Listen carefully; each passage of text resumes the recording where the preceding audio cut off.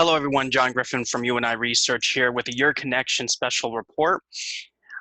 Today is July 3rd, 2020, and this is going to be in reference to information about one of our larger research projects that we had been working on for quite some time. So let's delve right into it.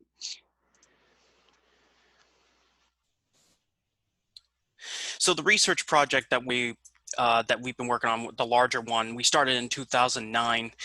Basically, it was focused on the composition of an entity, basically what a ghost is actually made out of. Now, I know we traditionally hear that they're made out of energy or electromagnetics or EMF, but the research that we've been finding since 2009, there's a lot more to that. That is not the only explanation. So, to be clear, 2009, Uini Research was not open at the time. We were known as my prior team, which was Paranormal Security Department. We had the name change, mission change, or minor mission changes, as well as operation changes. So, Uini Research started in 2011. This we took on in 2009. Mainly, it's focused on the manifestation process. And that also includes how disembodied voices work, how they're able to manipulate the physical environment and such. So trying to track how this works, and we're using that based off of a cause and effect. Basically, what we mean by this is that we're basically seeing the effect of something, like when we see an apparition.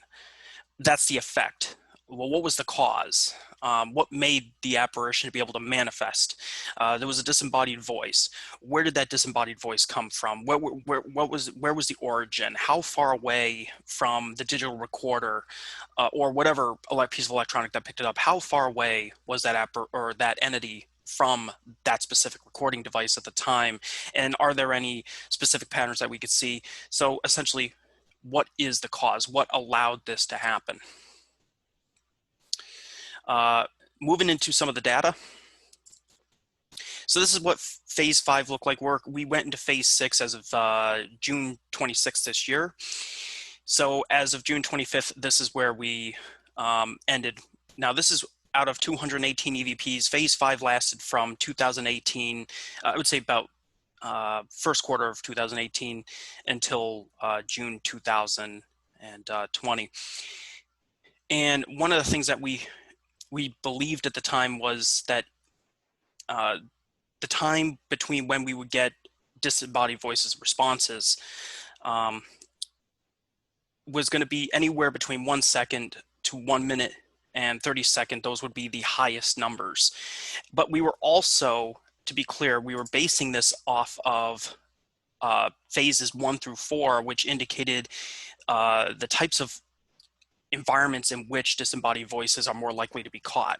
Now, I know, again, that argument is typically energy or electromagnetics, but we're finding something different. It's more of the environment that allows for the disembodied voices to occur, as opposed to the EMF or energy explanation. Not saying that that doesn't play any role in it, but we found some roles that seem to be more significant. And these stats start to prove our point a bit. So here's your the total EVPs, and as you can see, from down here we have 30 seconds. Now what this means is 1 second to 30 seconds, 31 seconds to 1 minute, 1 minute, 1 second to 1 minute and 30 seconds. Over here, you'll see 3+ minutes. That's 3 minutes and 1 second, and that could be 4 minutes, 5 minutes, 6 minutes, anything beyond the 3 minute and 1 second time frame. So in actuality, you see that it went up here based off the trend lines and such, but in actuality, these numbers are actually far lower once you break them down to the 3 minute, 30 seconds, 4 minutes, and so on. The numbers actually continue the decline. But most notably is this area right here. The 1 second to 30 second time frame was indeed the highest, as we anticipated. Not much higher than the 1 minute and the 1 minute and 30 seconds. 46 of the 218 EVPs that were caught were within the 30-second time frame. 43 seconds and then 43 and then 37 EVPs. So 46 EVPs, 43 EVPs, and then 37 EVPs out of the 218 for just those first three categories. And then from there, you see 23, 16, and 10. It just continues to drop from there. You'll see the blue here, and that's travel EVP. What this is basically we kept the recorder running and we went from one location to another. So that would basically be like we went from the second floor to the third floor, and then we started our interactions again. All these EVPs that you see here are interactions, and they were done specifically during this research. In actuality, we have more than 218 EVPs within the 2018-220 time frame. But if it was, those were either for if we were doing events, residential investigations, or other research that did not apply to this. So we weren't focusing on the specifics of the criteria for what we were looking for here. Of course, we're still measuring those stats too, but that's again for another research project.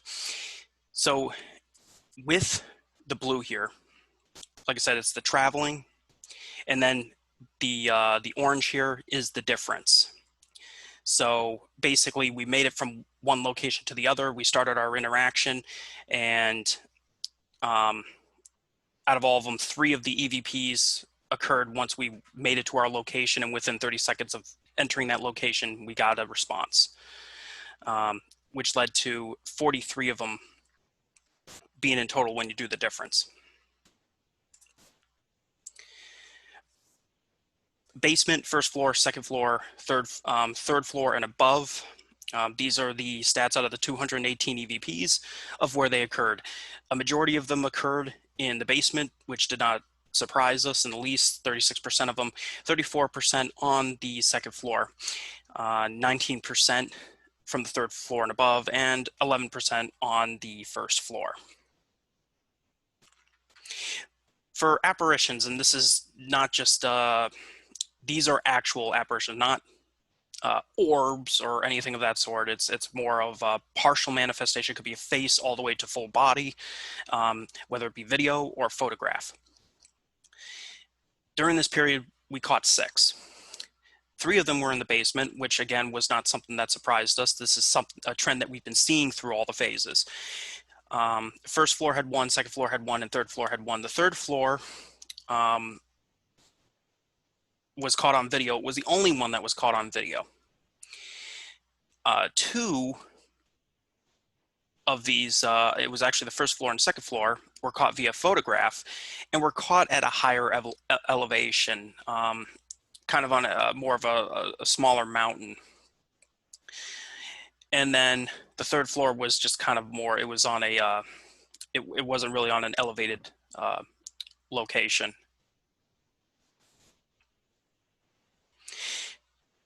Now, environment disruption, what I mean by this, there's the typical term you hear is kind of poltergeist. Our team does not use poltergeist. When we were working with the professor for State University prior to his passing, we came to an agreement that we were going to step away from a bunch of the what we call the hocus pocus words. Basically, it's unexplained environment disruption is what we use. I know it's a longer term, but it basically points out as to what we're looking at. The environment was disrupted. Something within the environment was disrupted. It was unexplained. We need to figure out what the explanation was. How did this happen? So with that said, during this phase, we had 2 that occurred in a morgue. Oh, hang on. Sorry. 2 that occurred in a morgue, 4 in a bedroom, and 1 in a chapel. The only place that we had a morgue and a chapel was Rolling Hills Asylum. So 3 out of the 7 situations here were from Rolling Hills Asylum. Others were from 5 other locations that we pulled these statistics from.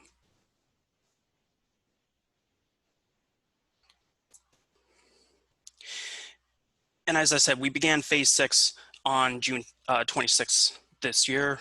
It's going to consist of Wildwood Sanitarium, Hinsdale House, Rolling Hills Asylum, and Lizzie Borden's Bed and Breakfast. We intend on visiting or doing the Phase 6 research twice at each of these locations, trying to make sure that we have the same amount of time of recording for the areas, basically breaking it up and meeting the specific criteria that we've been doing from Phase 1 to Phase 5. Now, we're expected during Phase 6 to spend up to $15,440. We've already spent up to $3,500 already, so we're hitting about the 11,000. I think, yeah, about just under 12,000 at this point. We expect that this research. Wow, we're sorry, got a new mouse here, so very, very sensitive. The time period in which we anticipate that this is going to that this particular phase is going to last for this specific research is 1.5 to 3 years. Within this, and there's going to be likely that's more that's added to this, but the Aura 3D Cloud Basic Hardware software is going to be a new piece of equipment that we're utilizing throughout Phase 6, not all the time during it, but it will be utilized at each of the locations. Environmental experiments with temperature, lighting, humidity, barometric pressure, EMF, moon phases, solar flares, exterior weather conditions, type of materials in a room, basically what the room is made out of. Those are some of the things, mixtures of different stats we're going to take based off of the type of incidents that occur. Measuring and conducting social impact and education scenarios, so testing the consciousness of an entity, being able to follow instructions, as well as seeing if they can learn. My interest in this is because the professor and we were working originally on the nature of consciousness, and I'm interested in where the consciousness truly is. Some will argue that it's the brain. Some will argue, if they believe that there's a soul or spirit in the body, that it's the spirit or soul. Some believe it's a combination. Well, let's put that to the test. Let's find out. Which equipment types work best? We're finding that specific equipment works better than others, but you also have to know where and when to use that specific equipment. So we're testing that as well. We did a lot with intuitive consultants, or AKA psychics, with other phases. Phase 5, we didn't really do any experiments with intuitives. This time, we're going to be bringing the intuitive consultants back into this specific phase. So ultimately, we're going to gain a lot of significant data from this. So far, it's been very promising throughout all the phases. We are making ground here for sure. So I don't doubt that we're going to progress in this. Now, to be clear, if there's any, we're going to be doing a report on this.